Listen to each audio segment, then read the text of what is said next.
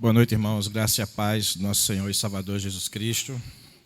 Vamos dar continuidade a Romanos capítulo 6. A gente vai ler a partir do versículo 11 até o versículo 14.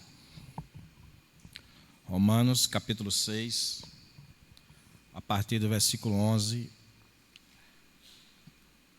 até o 14. Assim também vós considerai-vos mortos para o pecado, mas vivos para Deus em Cristo Jesus. Não reine, portanto, o pecado no vosso corpo mortal, de maneira que obedeçais às suas paixões, nem ofereçais cada um os membros do seu corpo ao pecado, como instrumentos de iniquidade, mas oferecei-vos a Deus como ressurreto dentre os mortos, e os vossos membros a Deus como instrumentos de justiça. Porque o pecado não terá domínio sobre vós, pois não estáis debaixo da lei, e sim da graça. Amém. Então, irmãos, dando continuidade no que a gente veio estudando desde a quinta-feira passada, hoje a gente vai continuar ainda falando do tema principal desse capítulo. E o tema principal desse capítulo é que o cristão, ele está morto para o pecado. E é interessante que quando o apóstolo Paulo ele foi ensinar acerca disto diante de Festo, e Festo ouviu essas mesmas palavras que a gente vai ouvir hoje à noite, Festo olhou assim para Paulo e disse: Paulo, tu estás louco e as muitas letras estão te fazendo delirar. E eu disse para vocês na semana passada que o capítulo 6, 7 e 8 é justamente isso, o delírio de Paulo. É o apocalipse de Paulo. É o evangelho de Paulo sendo proclamado para nós aqui, debaixo do sol.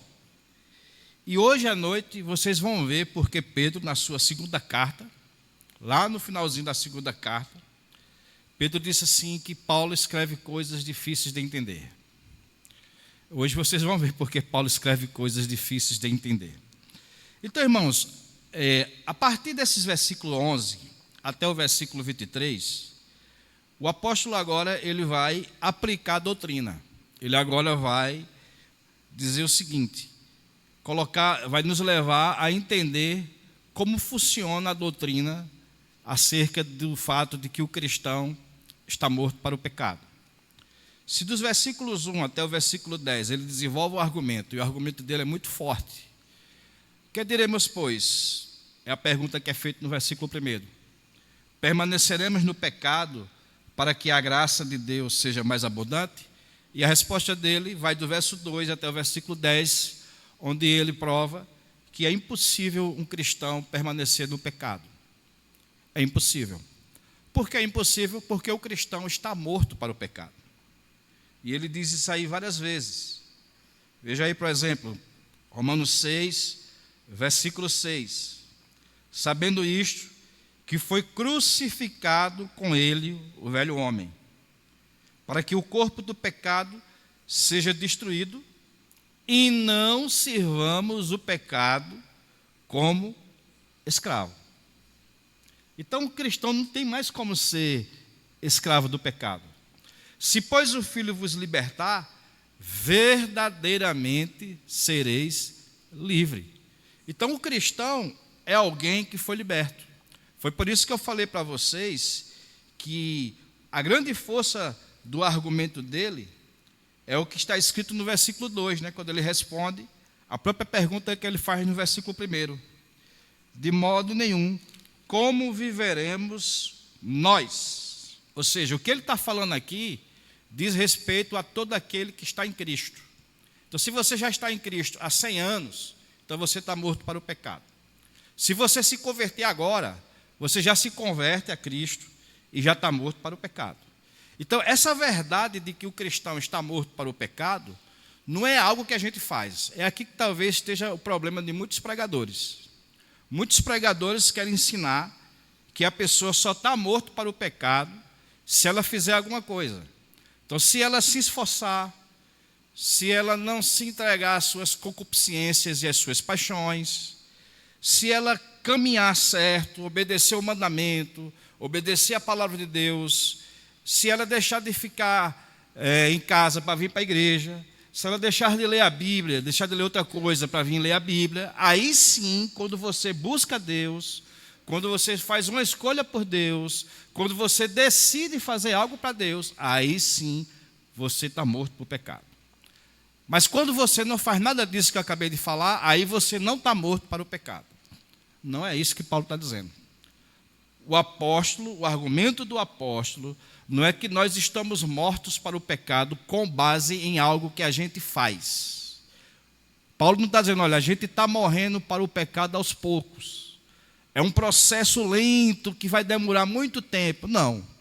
O apóstolo claramente diz o seguinte, verso 4, Romanos 6, versículo 4. Fomos, pois, sepultados com Cristo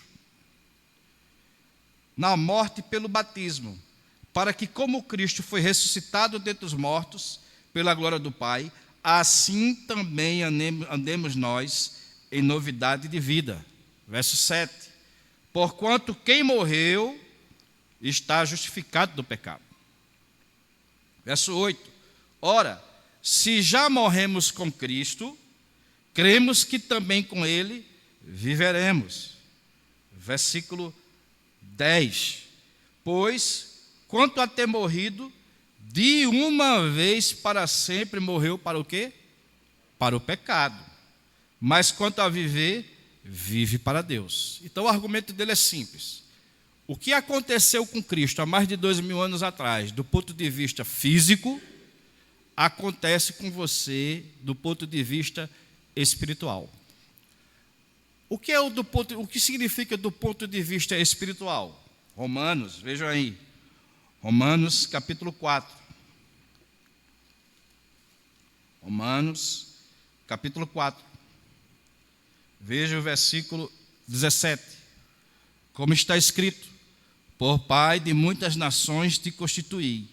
Agora veja o que significa do ponto de vista espiritual. Perante aquele no qual creu, o Deus que vivifica os mortos e chama à existência as coisas que não existem. Então, diante de Deus, você está morto para o pecado. Mas como assim? Diante de Deus, você está morto para o pecado. E não somente morto, você ressuscitou. Porque quando Cristo ressuscitou, você ressuscitou com Ele.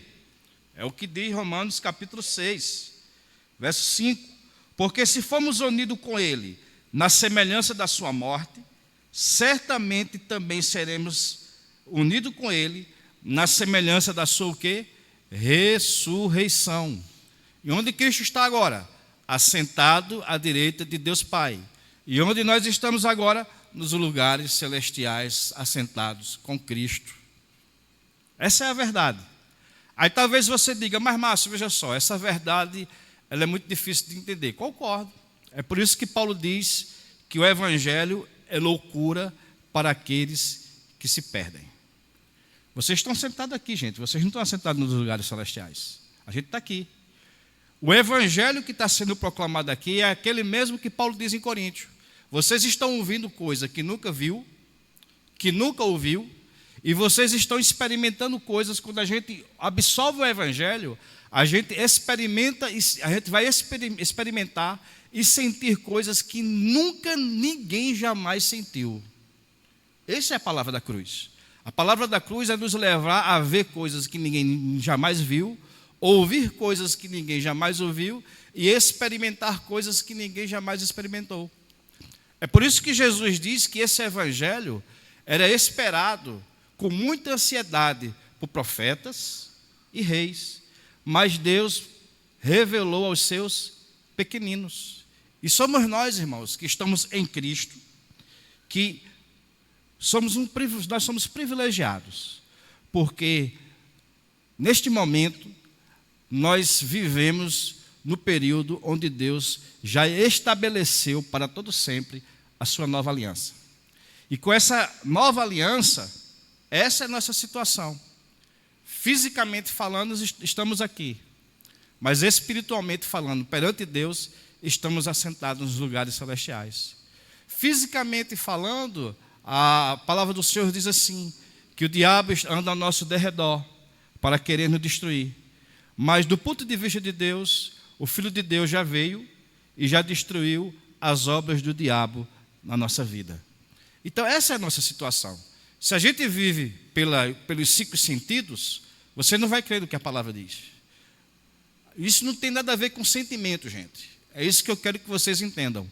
Quando o Novo Testamento fala da obra redentora de Cristo, ele usa linguagem jurídica. E a linguagem jurídica é uma forma que o apóstolo usou para poder tentar levar vocês a entender essa grande obra de Cristo, de Deus, em Cristo Jesus. Uma linguagem jurídica, vamos dizer assim, vamos pegar, por exemplo, aquele pai que perde, vamos dizer assim, que perde a posse do filho, que ele não tem mais direito legal do filho, né, Hernandes? Está lá, se divorciou da esposa, foi julgada a causa e o pai perdeu a posse do filho, não tem mais direito legal do filho. O filho continua sendo filho desse pai ainda ou não continua, Hernandes? Agora, perante a lei, qual é a situação dele? Né? Ele não tem mais nenhuma responsabilidade com esse filho. Ele perdeu o filho, mas continua sendo pai. É a mesma linguagem aqui. O apóstolo Paulo diz que nós morremos para o pecado. A gente não tem mais nada a ver com o pecado. Deus nos transportou do império das trevas e nos levou para o reino do Filho do seu amor. Nós não estamos mais debaixo do poder do pecado. Nós estamos debaixo da graça. É isso que a palavra do Senhor nos ensina. E hoje à noite, nesses versículos que eu li, do versículo 11 a 14, a gente vai ver o que é que significa isso na prática. Porque talvez você diga assim, mas Márcio, como é que eu estou morto para o pecado se eu peco? Ninguém perguntou isso para mim na quinta-feira passada. Ficaram todo mundo tão maravilhado que ninguém me perguntou. Diz, ainda bem que ninguém me perguntou. Como é que eu estou morto para o pecado se eu ainda peco? Agora veja que coisa interessante. Versículo 11. Assim também vós considerai-vos mortos para o pecado. Veja que coisa interessante. Considerai-vos mortos para o pecado. Então, se eu estou morto para o pecado, como é que eu tenho que me considerar morto para o pecado? É aqui que a gente precisa entender aqui. Existe, irmãos, uma divisão que acontece em nós quando Cristo vem habitar em nós. Eu vou mostrar para vocês como é que funciona essa divisão. Em Romanos capítulo 8. Romanos capítulo 8, verso 10. Olha o que esse mesmo apóstolo vai dizer. Se, porém, Cristo está em vós, o que é que acontece com o corpo? O corpo está como? Morto. E por que o corpo está morto, gente? Por causa do pecado. Mas o espírito é vida. Por causa do quê? Da justiça. Mas a obra de Cristo, ela é tão completa que Ele não apenas salvou o nosso espírito, Ele não apenas salvou a nossa alma, Ele não apenas salvou nossa mente, nossa vontade. Ou seja, a obra de Cristo é tão completa que Ele também salvou o nosso corpo. Olha aí o versículo 11. Se habita em vós o Espírito daquele que ressuscitou a Jesus dentre os mortos, esse mesmo Espírito que ressuscitou a Cristo dentre os mortos, o que é que Ele vai fazer? Vivificará também os vossos corpos mortais. Então, até o nosso corpo, que está morto por causa do pecado, é por isso que a gente morre. Qual é o salário do pecado? A morte. Então, não tem escapatória por corpo, o corpo vai morrer, mas a obra de Deus em Cristo, ela é tão poderosa, que até o seu corpo, no devido tempo, usufruirá plenamente aquilo que você já usufrui agora pela fé na sua mente, na sua alma, nas suas emoções e no seu coração. Então a nossa situação hoje diante de Deus é o seguinte: cada um de vocês que estão em Cristo, como pessoas, como indivíduo, como um ser humano, está morto para o pecado. Só que Paulo não está dizendo que o pecado morreu. Não, o pecado continua vivo. O pecado continua atuando na nossa vida. Mas aonde é que ele atua, gente? Romanos capítulo 6, verso 12. E perceba agora as fraseologias que Paulo vai usar. Isso é muito importante para entender o argumento do apóstolo. Perceba as frases. Cada palavra aqui agora conta. O pecado não tem mais domínio sobre nós. Por quê? Porque a gente está morto para o pecado. Mas é possível o pecado reinar onde? Sobre você ou sobre o seu corpo? Sobre você não tem mais como reinar, não. Mas sobre o corpo mortal, ele tem como reinar. Perceba que ele faz uma distinção entre você, o eu, que está liberto em Cristo, pela fé, e o corpo, que ainda não está liberto. Por que o corpo ainda não está liberto? 2 Coríntios capítulo 5. Vejam aí. 2 Coríntios capítulo 5.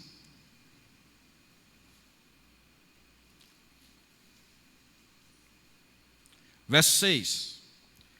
Temos, portanto, sempre bom ânimo, sabendo que, enquanto estamos no corpo, qual é a nossa situação com Deus? Estamos ausentes do Senhor.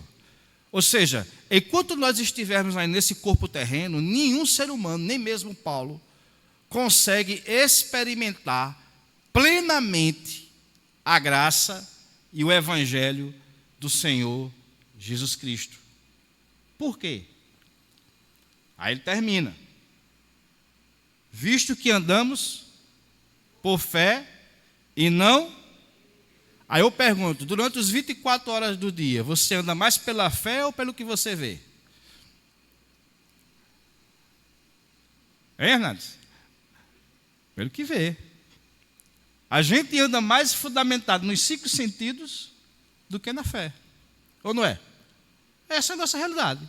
É por isso que a gente tem medo, é por isso que a gente fica ansioso, é por isso que a gente duvida, é por isso que a gente se preocupa, é por isso que a gente comete todos esses tipos de pecados, irmãos. Por quê? Porque nós não andamos 24 horas pela fé. Ninguém jamais andou 24 horas pela fé, nem mesmo os apóstolos.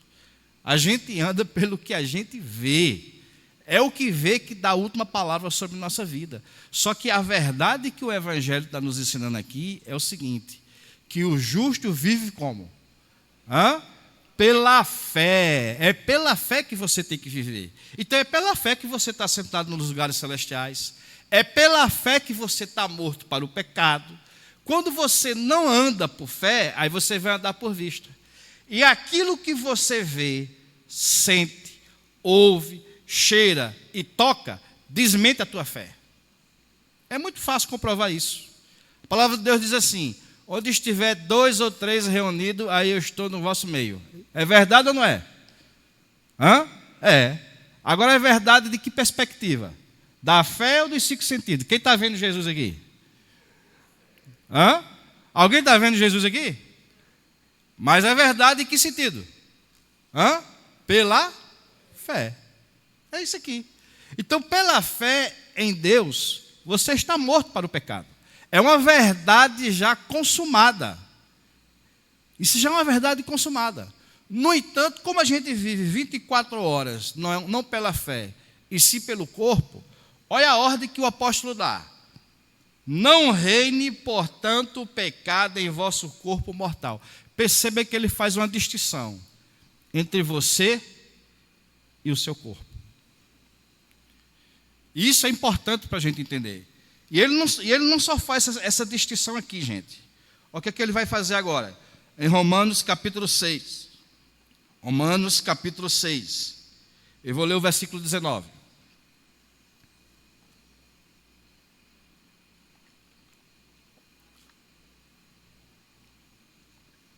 Falo como homem, por causa da fraqueza da vossa carne. Assim como oferecestes os vossos membros para a escravidão da impureza e da maldade, e para a maldade, assim também oferecei-vos agora os vossos membros para servirem à justiça para a santificação. Agora veja, versículo 22. Agora, porém, libertados do pecado, transformados em servos de Deus, tende o vosso fruto para a santificação e, por fim, a vida eterna. Agora preste atenção. Existem duas leis operando em nós agora. A lei do Espírito de vida, que é o poder da graça, que já nos livrou do domínio e do poder do pecado. Mas existe também uma outra lei, que ele fala aí dessa outra lei aí, ó. No versículo 19. Falo como homem por causa da fraqueza da vossa carne. Existe uma força que ainda opera no nosso corpo. Que força é essa?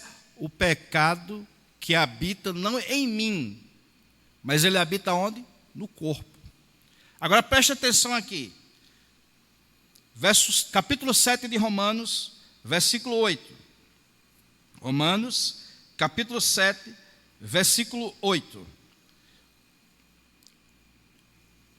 Mas o pecado, tomando ocasião pelo mandamento, despertou em mim toda sorte de concupiscência, porque sem a lei está morto o pecado. Agora veja o verso 11.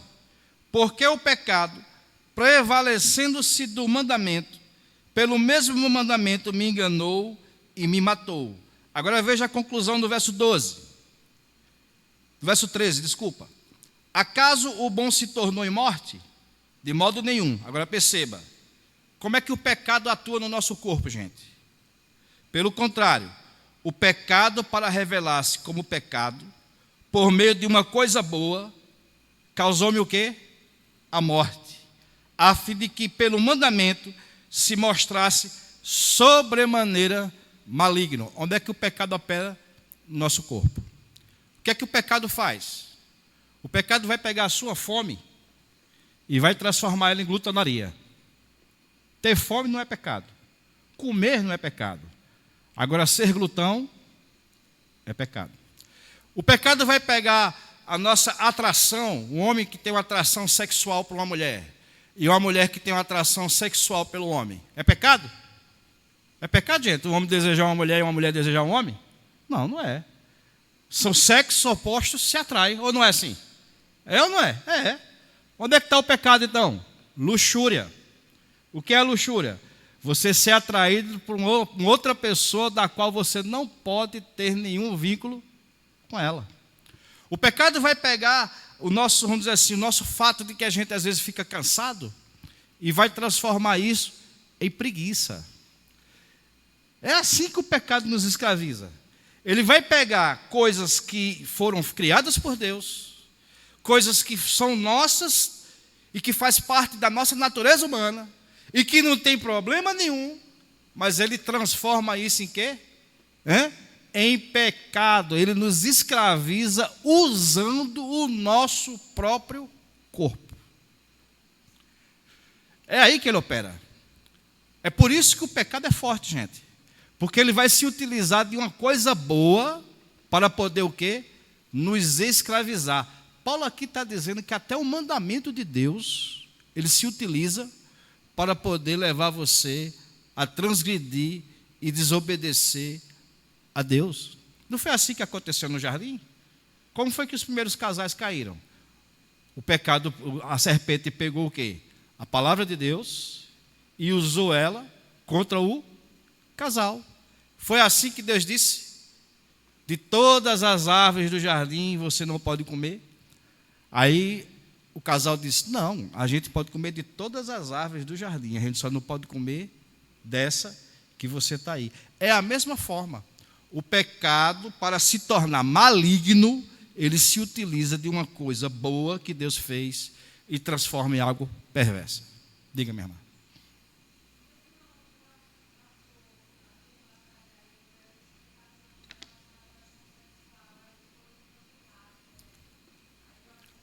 Foi o que ela falou? Atração. Quando eu falo atração sexual, é o homem desejar uma mulher desejar o homem. Os sexos opostos, como é que se dizem? Os opostos o quê? se atraem. É disso que eu estou falando. Os opostos se atraem. Isso não é pecado. Deus fez o homem e fez a mulher. A mulher para o homem e o homem para a mulher. Não é bom que o homem esteja só. É disso que eu estou falando. Eu não estou falando de sexo fora do casamento. Não é nada disso que eu estou falando. Eu estou falando de os opostos se atraem. E Deus fez isso dessa forma. Não é isso?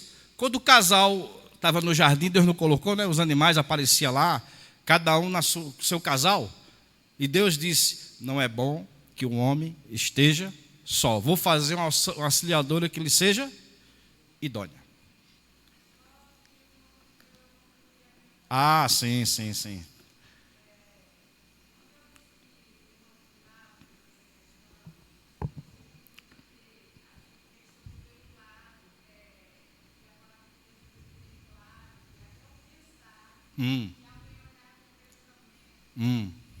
Isso. Impuro. Isso. Aí já é lascívia. A lascívia é isso. A lascívia é você quebrar os limites que Deus estabeleceu. É a lascívia. Isso. A lascívia. Agora, isso. É porque a mente de cada um é uma mente de cada um. Então, por exemplo, tem gente que assiste desenho do Pica-Pau e já acha que isso é pecado. Tem gente que assiste e não vê que é pecado. Vai depender muito da mente de cada um. Tem mente que é muito... Qualquer coisinha já... Tem gente que já tem uma mente impura, é isso que eu estou querendo dizer. Já tem uma mente mais impura do que outro. Então, qualquer coisinha ele já está idealizando, fantasiando coisas. Aí já é a lascívia. Eu estou falando de questão de opostos. Atração de opostos. É disso que eu estou falando. Então, quando o apóstolo Paulo diz assim, que não reine, portanto, o pecado no vosso corpo mortal, ele está querendo dizer o seguinte, ele está dando uma ordem. Ele está dizendo que nós que estamos mortos para o pecado, que não temos mais nenhum vínculo com o pecado, que fomos libertos do domínio e do governo do pecado, que o pecado não tem nenhum poder mais sobre nós, a gente não deve permitir que o pecado exerça influência sobre nós. Aonde, gente? No nosso corpo. Márcio, o pecado pode reinar no corpo de um ser humano, de um cristão? Pode. É isso que ele está dizendo aqui. Não reine, portanto, o pecado em vosso corpo mortal, de maneira que obedeçais às suas paixões. E ele diz mais, versículo 13: nem ofereceis cada um os membros do seu corpo ao pecado como instrumentos de iniquidade, mas oferecei-vos a Deus como ressurreto dentre os mortos, e os vossos membros a Deus como instrumentos de justiça. Então preste atenção aqui. Nós que estamos, porque a gente, irmãos, porque a Bíblia manda a gente perdoar? A Bíblia manda a gente perdoar, não é para que a gente alcance a salvação. A Bíblia não manda a gente perdoar para dizer que aquele que perdoa e aquele que não perdoa, olha, tem um cristão que perdoou, esse que perdoou é mais santo do que esse que não perdoou.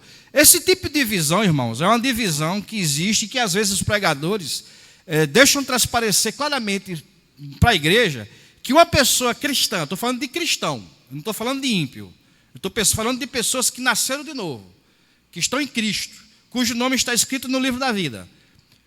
Pode uma pessoa ser cristão, ter o seu nome escrito no livro da vida e ter dificuldade com perdão? Pode. É por isso que a Bíblia diz, não endureçais o vosso coração. Agora, quando ele não perdoa, ele está sendo incoerente. É isso que o Novo Testamento diz. Você é luz, ou seja, a Bíblia diz que nós somos bem-aventurados misericordiosos, porque alcançarão o quê? Misericórdia. E aqueles que perdoam, nós perdoamos porque nós fomos perdoados. Agora imagine uma discussão dentro da igreja, Vitor. Uma filha da misericórdia discutindo com a filha do perdão. E aí? Como é que... Isso aqui é um total contrassenso. O apóstolo em Corinto vai dizer, olha, só de existir uma controvérsia entre vocês já é vergonhoso. Só o fato de existir já é vergonhoso. Por quê? Filha da misericórdia com problema com o filho do perdão. Não tem como, irmãos. É contrassenso. Foge dos padrões do que o Novo Testamento diz. Uma pessoa que está em Cristo pode sim ter dificuldade de perdoar? Pode. Lógico que pode. As razões são as mais variadas. Não vou entrar aqui nas razões. O que eu estou entrando aqui é no seguinte: só que você é um filho do perdão. Então, por que você tem que perdoar? Você tem que perdoar não é porque se você não perdoar, Deus vai pesar a sua mão, vai pesar a mão em você. Não, não é isso. Você não tem que perdoar porque se você não perdoar, você vai ter uma doença psicossomática. E, irmãos, e o que tem de crente com doença psicossomática dentro da igreja não é brinquedo, viu? Doenças psicossomáticas são doenças que acontecem na mente, mas que pipoca no corpo. Já ouvi casos de mulheres perderem o seio por falta de perdoar. Não conseguiu diagnosticar o problema, a doença se externalizou no seio dela e ela perdeu o seio porque ela não conseguia perdoar um parente dela. Raiz de amargura, angústia e dor. Aí, mas e aí? Isso é uma completa derrota. É uma mulher liberta em Cristo. É uma mulher que é luz em Cristo. É uma mulher que tem o seu nome escrito no livro da vida, só que não vive de acordo com quem ela é. Aí é isso que acontece às vezes. Então, o apóstolo Paulo aqui está dizendo claramente, ele está dando uma ordem para a gente. Embora a gente já esteja morto para o pecado, a gente não deve permitir que o pecado domine e governe o nosso corpo, porque é no nosso corpo que o pecado vai trabalhar. E por corpo, eu não estou só referindo apenas ao corpo físico, eu estou me referindo a tudo que ele é. E uma outra coisa que também eu preciso dizer, para vocês não terem uma má compreensão acerca disso: o corpo não é mau, gente. É o pecado que se utiliza do seu corpo para despertar em você o quê? Toda sorte de concupiscência. O problema não é o seu corpo. O seu corpo é o templo do Espírito Santo. O nosso corpo não é mau, porque se o nosso corpo fosse mau, Jesus Cristo teria se encarnado, Vitor? Não. Ele não teria se encarnado, porque quando ele se encarnou, ele está entrando no quê? Num corpo que é mau. O corpo não é mau. O nosso corpo foi feito à imagem e semelhança de Deus. Tem um olho? Não é problema nenhum. O problema é com o que você está olhando com esse olho. Tem uma língua? É problema ter uma língua? Não. Qual é o problema? É falar demais. Então o pecado se utiliza dos membros do nosso corpo para poder nos dominar e nos escravizar. Agora, pasmem, se você não fizer alguma coisa, você pode ser uma pessoa livre em Cristo e escravizado no seu corpo. Pode, Márcio, acontecer isso? Pode. Infelizmente. Infelizmente. Tem um caso de uma mulher, lá em Lucas. Irmãos Leite, por gentileza, lê esse texto aí para mim. Lucas 13. Evangelho de São Lucas, capítulo 13. Veja o caso dessa mulher aí. A partir do versículo 10, irmã.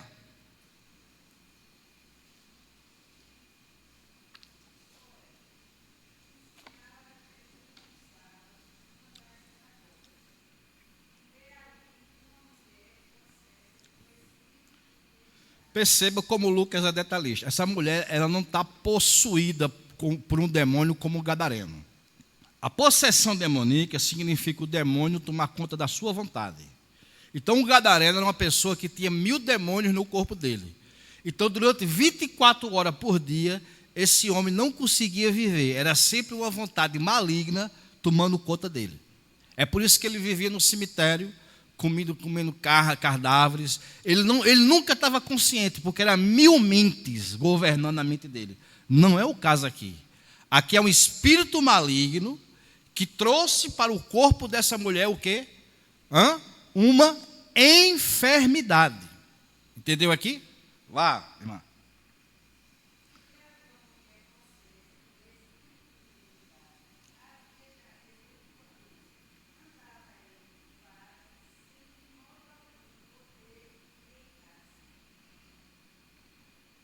Pode ir. Verso 12.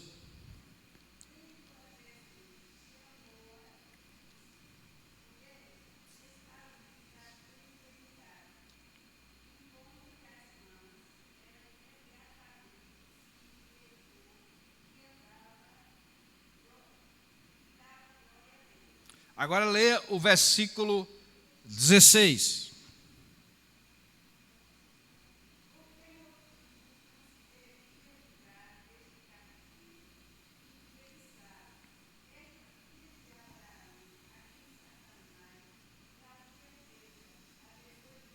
Veja, filha de Abraão, eleita. Quando Jesus chama uma pessoa de filha de Abraão, é porque essa pessoa era nascida de novo, era uma pessoa que tinha morrido para o pecado, só que essa pessoa tinha um problema. Qual era o problema? Tinha uma doença que andava encorcovada. Já fazia quanto tempo, gente? 18 anos, ela, sábado após sábado, ela ia para a sinagoga, orava, ouvia as escrituras, mas não conseguia se libertar dessa doença, que de acordo com Lucas, que é médico, que diz que diagnosticou essa doença, não como sendo meramente uma doença física, mas sendo uma doença de natureza espiritual, que atormentava essa mulher durante 18 anos, não permitindo que ela ficasse aprumada. Aí talvez você diga, mas Márcio, e aí? Não deis lugar ao diabo. Terrível. Uma mulher liberta. Veja, isso aqui é que é triste, gente. Uma mulher liberta em Cristo. Uma mulher que tem o seu nome escrito no livro da vida, selada e batizada com o Espírito Santo da promessa, mas que vivia durante 18 anos assim. Mas, Márcio, por quê?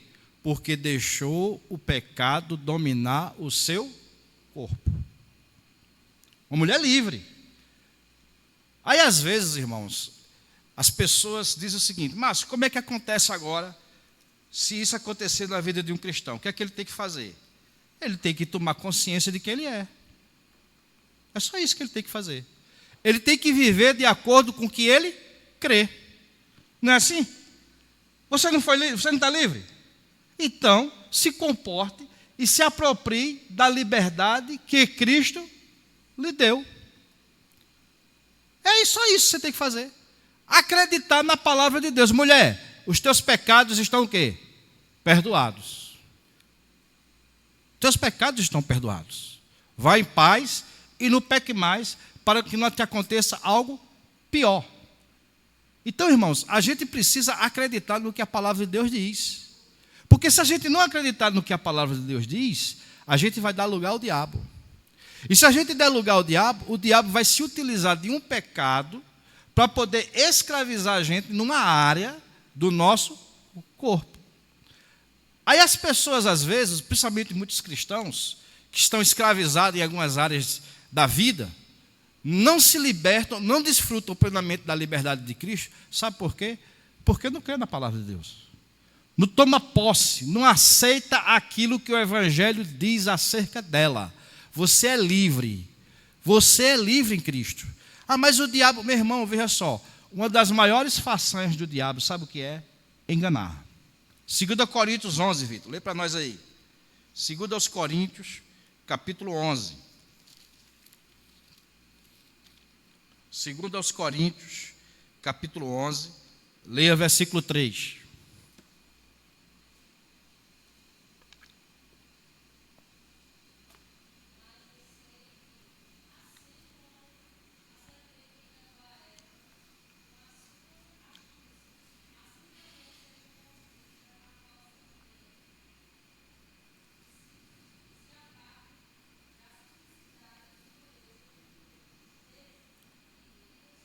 Devidos a Cristo. Onde é que o diabo ele é especialista, gente? Onde é que está a força do diabo? Onde é que está o poder do diabo? Em enganar. De repente você está aqui, aí recebe um telefonema. É a voz do seu filho. Fui sequestrado, preciso que você deposite tanto. Não é assim que acontece? É um bandido aí, que está enganando você, e você, desesperado, entrega o dinheiro. Irmãos, se a gente é enganado por outro ser humano, imagina o tentador que está aí desde o jardim do Éden, e sua função nada mais é do que matar, roubar e destruir. E como é que ele procura atuar na vida da gente? Nos enganando para que a gente se afaste do quê? da simplicidade, da pureza do Evangelho de Jesus Cristo. Em vez de você se apropriar do perdão de Deus e crer que você foi perdoado e viver pela fé com base nisso, aí o que é que ele faz? Ele engana você e diz, olha, você ainda não foi perdoado, você ainda é um escravo. Aí isso entra na nossa mente, gente, ó, isso entra na nossa mente.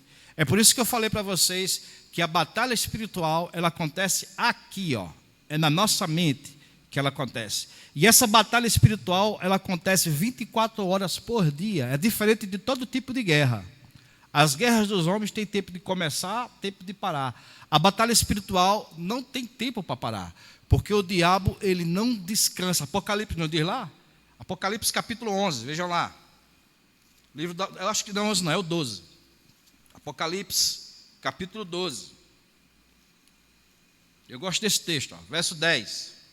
Então, ouvi grande voz do céu, proclamando, agora veio a salvação, o poder, o reino do nosso Deus e a autoridade do seu Cristo. Agora perceba, foi expulso o acusador de nossos irmãos. Irmãos, perceba que o Apocalipse está dizendo que o diabo, ele foi expulso. Ele não vai acusar você lá no trono de Deus. Ele não é louco, gente. Romanos 8 diz, quem tentará acusação contra os escolhidos de Deus? Ninguém. É Deus. Se Deus disse, olha, está perdoado. Se Deus diz, ele é meu filho, você acha que o diabo vai acusar você lá? Não faz sentido. A sentença de Deus já foi dada. Você é meu filho. Nada separa você do meu amor. A gente não pode ser separado do amor de Deus. A gente pode separar Deus do nosso amor. A gente pode abandonar Deus, lógico. Eu já vi muitos cristãos abandonando Deus, irmãos, por coisinhas pequenas. Mas Deus jamais pode nos abandonar. Porque o seu amor não está em nós. O seu amor está em Cristo. E o diabo sabe disso. Ele não vai perder o tempo dele acusando você lá no trono de Deus. Pregadores que dizem que o diabo está acusando você no trono de Deus, não leu a Bíblia ainda, não leu Apocalipse 12, 10 ainda, não entendeu nada do Evangelho. Sabe onde é que o diabo acusa? Veja aí. Foi expulso o acusador dos nossos irmãos, o mesmo que os acusava de dia e noite diante do nosso Deus. Ele, pois, os venceram por causa do sangue do Cordeiro e por causa da palavra do testemunho que deram. E mesmo em face da morte, não amora a própria vida. Por isso, festejai os céus, e vós o que neles habitais. Agora veja, qual é o campo de atuação do diabo? Ai da terra e do mar, que o diabo desceu até vós, cheio de grande cólera, sabendo o quê? Sabendo o quê? Que pouco tempo lhe resta. Ele sabe. Ele não consegue desfazer a cruz, mas se ele puder fazer a tua vida do inferno aqui, ele faz. E como é que ele vai fazer isso? Te enganando, te tapeando, levando a você a acreditar em coisas que o Evangelho jamais diz a respeito de você. Levando você a dizer, olha, você comete esse tipo de pecado aí, então você não está morto para o pecado. É assim que ele vai fazer. O local de atuação dele é aqui, ó, na sua mente. E a forma de você resistir ao diabo, como diz Tiago, né? E ele fugirá de vós, quer colocar o diabo para fugir? Só tem uma forma. Só tem uma forma de colocar o diabo para fugir. É você acreditar no que a palavra de Deus diz acerca de você. E o que é que a palavra de Deus diz, para a gente terminar? Acerca de você. Voltemos para Romanos 6. Vamos finalizar. Romanos, capítulo 6. Agora é o versículo 14. E veja o que é que a palavra diz. Porque o pecado não terá domínio sobre você. Ele pode dominar o seu corpo se você deixar. Mas você como pessoa, você como indivíduo, você como eu, você como indivíduo em Cristo, jamais será escravizado pelo pecado. Por quê? Porque não estáis mais debaixo da lei, e sim da graça. E sabe qual é a diferença aqui, meu querido? É que no Antigo Testamento, uma pessoa para demonstrar que é santo, ele tem que obedecer. Pode ver lá. Davi diz assim: guardei a tua palavra no meu coração para não pecar contra ti. Está lá. Homem íntegro, reto e que se desviava do mal. Era aquele que você olhava. Era aquele que obedecia o mandamento. Era assim que funcionava no Antigo Testamento. Só que agora, a lei de Deus, essa lei, foi escrita onde? Onde é que essa lei foi escrita, gente? Qual foi a promessa que Jeremias fez? Escrever a lei de Deus no coração. Sabe o que é escrever a lei de Deus no coração? É simples. Imagine que Hernandes, vou pegar aqui Hernandes, que eu conheço Hernandes. Hernandes, de repente você vai no restaurante e vai almoçar nesse restaurante. Aí de repente você está com um amigo lá da Suécia e tem uma plaquinha lá na parede: proibido fumar. Tu vai se preocupar com aquela placa? Agora o seu amigo é um fumante inveterado. E aí? Aquela lei ali vai ser o que para ele? Terrível. Entendeu aqui? Por quê? Porque proibido fumar está escrito no coração de Hernandes. Hernandes não fuma mais. Ou nunca fumou, né, Hernandes? Nunca fumou. Mas o camarada lá não tem a lei de Deus, não tem aquela lei escrita no coração. Ele tem problema com o fumo. Foi isso que Deus fez, gente. Deus pegou os 10 mandamentos, toda a lei de Deus, e escreveu no nosso coração. E ele disse: sabe o que de nós? Que nós somos santos, que nós somos perfeitos, nós somos sem mancha, sem ruga, em Cristo. Então você não tem problema nenhum. Diante do tribunal de Deus, não. Você tem problema diante do vizinho. O vizinho vai olhar para você e dizer: secreto que dessa pessoa aí, Deus me livre. Diante do marido e mulher vai ter problema. Filhos, vai ter problema. Por quê? Porque o homem não vê como Deus vê. O homem avalia com base em quê, gente? Como é que a gente julga os outros?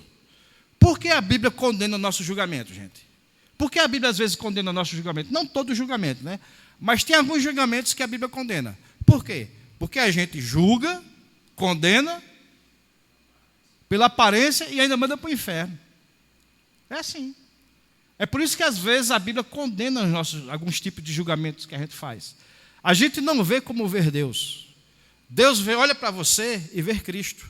É por isso que as cartas de Paulo, ele sempre nos leva a fazer o seguinte: maridos, amai vossas mulheres como Cristo, e mulheres, sede submissas a vossos maridos, como se fosse submissa a quem? A Cristo.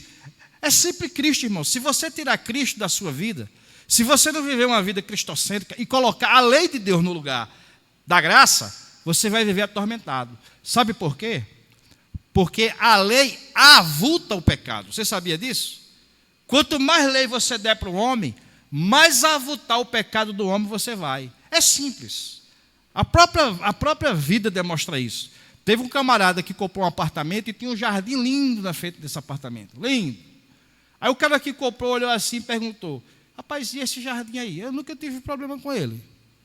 Rapaz, ninguém botou cachorro aí para mijar, cagar, nada, nunca tive problema nenhum. As flores estão aí, nunca teve criança, nunca teve piquenique, não teve nada. Só que o cara ficou descrente, né? Ele inventou de botar uma placa: proibido pisar e trazer os seus animais para o jardim. A irmã está rindo aí. Por quê, irmã? Por quê? A lei avulta. Romanos 5,20. Leia aí, Fito, para nós. Romanos 5,20.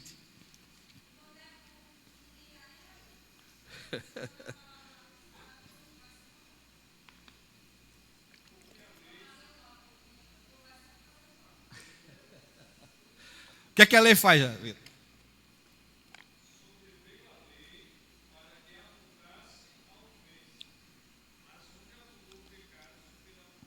Qual é o papel da lei de Deus na vida do ser humano, gente?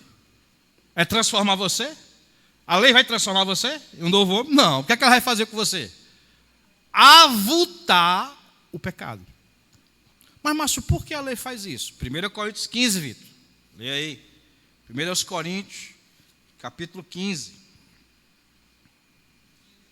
versículo 55. Quer ler? Então leia, se achou.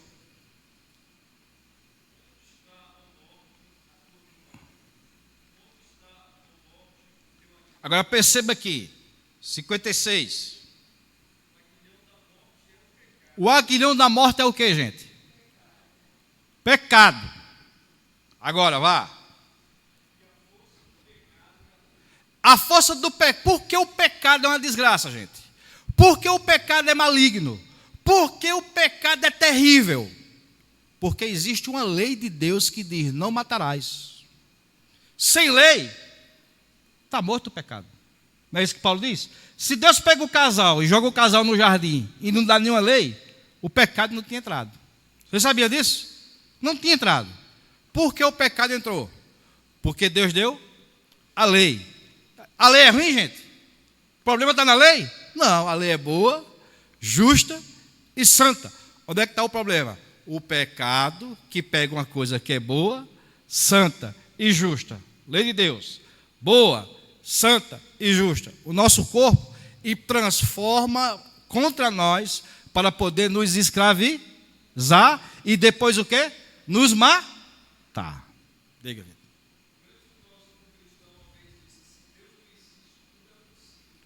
Isso. Exatamente. E John Paul Sartre também diz aí: como não há Deus, eu posso fazer o que eu quiser. Porque, irmãos, sem lei está morto o pecado. A força do pecado está justamente na lei. Aí foi o que Deus fez: nos tirou de debaixo da lei e nos colocou debaixo de um poder infinitamente maior. Que poder é esse? A graça de Deus em Cristo Jesus.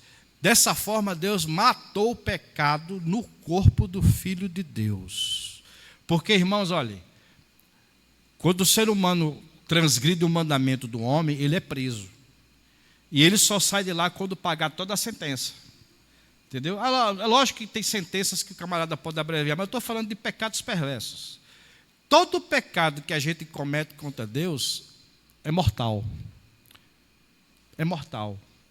Então não tem como a gente escapar da ira de Deus. Aí o que foi que Deus fez? 2 Coríntios 5, 21. Leia, Tatiana, para nós aí, por gentileza. Para a gente terminar agora. 2 Coríntios, capítulo 5, versículo 21. Foi que Deus fez para nos resolver o problema do pecado na nossa vida. Foi que Ele fez. Veja, troque esse aquele por Jesus. Coloque aí. Troque esse ele por Deus. Foi o que Deus fez com Jesus, gente. Pegou uma pessoa inocente, justa, e fez o que com ele? Tratou como se fosse o quê? Pecador e criminoso. Jesus não era pecador e não era criminoso, mas foi tratado como se fosse o quê? Pecador e criminoso. E por que Deus fez isso, Tatiane? Para que nós, que somos pecadores e criminosos, agora diante de Deus fôssemos o quê? Justiça de Deus. Essa é a troca que Deus fez. Essa é a doce troca. É por isso que você hoje é santo. Você é santo em Cristo. Mas eu peco. Não é o seu pecado que determina quem você é.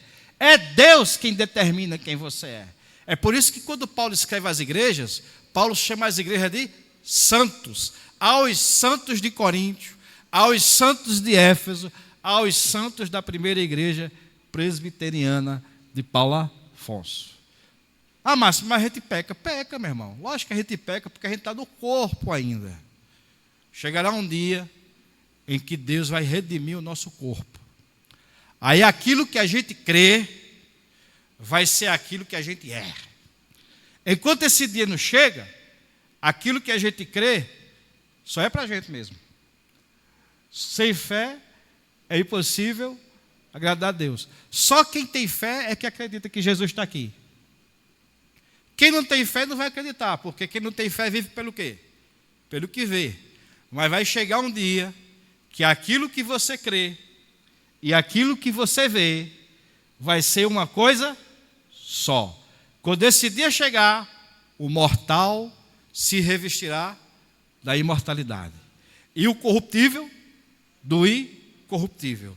Então, aquilo que você já é diante de Deus, e só Deus vê que você é santo, inculpável, sem mancha e sem ruga e perfeito, chegará um dia que isso vai ser também uma realidade plena no seu corpo. A tal ponto que seu marido vai olhar para você, sua esposa vai olhar para você, seus vizinhos vão olhar para você e dizer: esse homem verdadeiramente nunca pecou. Porque agora sim, aquilo que você crê vai se tornar também aquilo que você é no seu corpo. Enquanto isso não acontece, que é a volta de Cristo, o Espírito milita contra a carne. Vamos terminar? Deixa eu terminar. Eu disse que ia terminar, mas sempre tem um versículozinho a mais aí, né? Sempre tem um negocinho a mais. Romanos 7, vamos lá. Mas agora eu termino. Romanos, capítulo 7. Romanos, capítulo 7. Verso 15.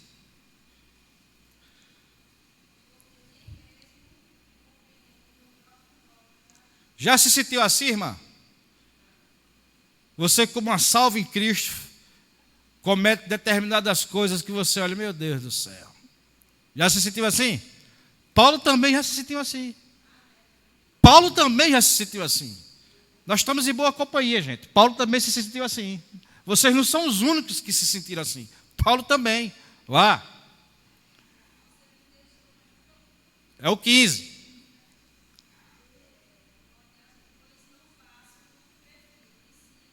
Está vendo aí? Ora, se faço o que não quero, consinto com a lei que é boa. Agora perceba aqui, ó. Olha a diferença entre o eu, liberto em Cristo, e o corpo do pecado. Ó. Neste caso, quem faz isso já não sou eu, mas o pecado em mim. Então, quando você peca, não é você que está pecando. Quem é que está pecando? O pecado que habita em mim. Mas por que Paulo chama o pecado que habita em mim de mim? Porque Paulo não consegue compreender o ser humano sem o eu. Não tem como. O corpo é seu, meu amigo. O corpo faz parte de você. Não é aquela teologia do Chapolin Colorado. Já viu aquela teologia do Chapolin Colorado? Já viu, Vitor? Já viu, né, Vitor? Quem bateu em você não fui eu, não. Foi minha mão. Já viu ela? Não é, gente. Quando nós cometemos pecado, fomos nós que cometemos. Nós, como pessoas libertas em Cristo, santas em Cristo, preferimos às vezes cometer pecado. Aí quando você comete esse pecado, quem faz isso não é o eu liberto em Cristo. Quem é? É o pecado que se utiliza do seu corpo, querendo escravizar o eu. Mas o eu não pode mais ser escravizado. Mas o corpo pode.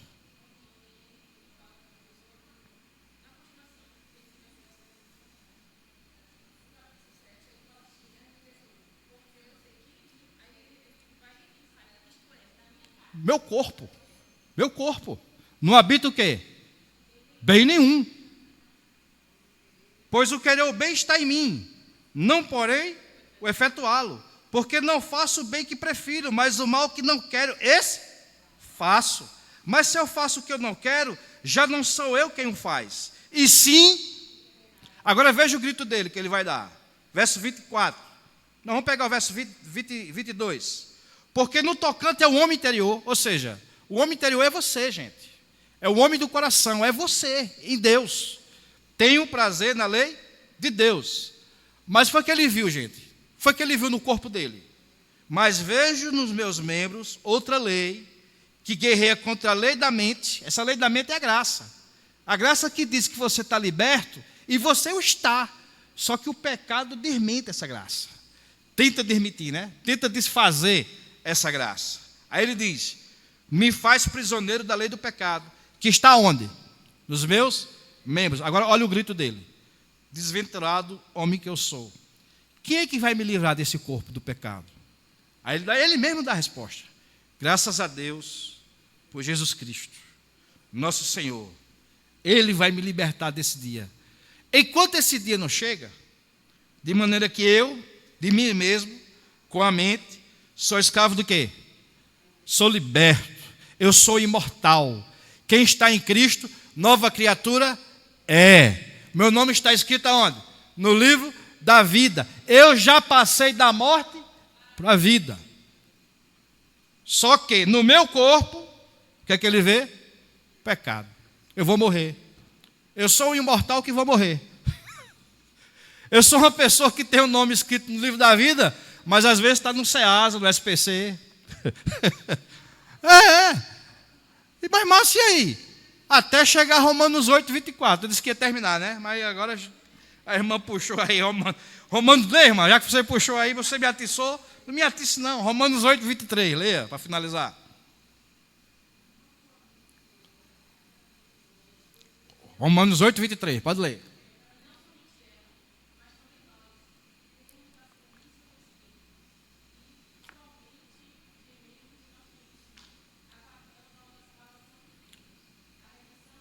O que é que a gente está aguardando? A redenção do corpo. Que aquilo que eu creio se torne aquilo que eu vejo no corpo. Entendeu aqui? Isso só vai acontecer quando Cristo vier. Mas isso não significa que você não está salvo. Você está salvo. Em Cristo Jesus você já tem vida eterna. É por isso que quando você morre, o morrer no Senhor é lucro. É lucro. Por quê? Porque nada consegue separar você de Cristo, nem mesmo o pecado que você comete no seu corpo. Mas chegará um dia que você vai experimentar isso no seu corpo. Aí isso é chamado de redenção do corpo. Aí nesse dia, meu irmão, aí você nunca mais peca. Irmãos, veja que evangelho maravilhoso. As pessoas que estão no céu hoje em Cristo, eles não estão mais salvos do que a gente que está aqui. Vocês sabiam disso? Quem disser que está mentindo. Abraão, Paulo, não estão na eternidade. Eles não estão mais salvos do que a gente que está aqui. Nós estamos tão salvos como eles. Agora que eles estão desfrutando de uma realidade da qual a gente ainda não desfruta. A diferença é só essa. Eles desfrutam de uma realidade que a gente não desfruta. Pronto. Eles sem nós não são aperfeiçoados. Por quê? Porque eles estão lá em espírito. Eles precisam ainda se unir com o quê? Com o corpo. E isso só vai acontecer quando? Quando Cristo voltar. Aí o mortal vai se revestir da imortalidade. Aí eles vão estar completos, que ainda não estão, embora estejam no céu. E nós que estamos aqui na terra, também não estamos completos ainda, mas participamos da mesma salvação dele, aproveitando que quando você morrer, você vai estar com Cristo. O que é incomparavelmente melhor. Amém? Quer fazer uma pergunta, mulher? Levantou o dedo? De quê?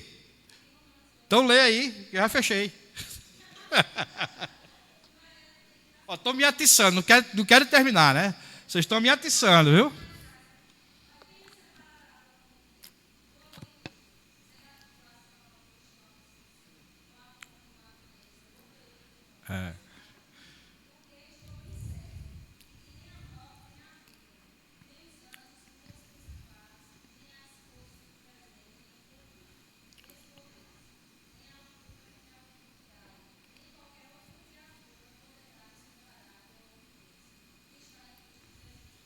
Amém. E isso não é só uma certeza de Paulo, essa é uma certeza nossa também, porque essa verdade não diz respeito só a Paulo, essa verdade diz respeito a todo aquele que está em Cristo. Pai nosso, estás no céu, santificado para todo sempre seja o teu nome. Assim como o Senhor nos trouxe paz, nos leve em paz, em nome do Rei Jesus.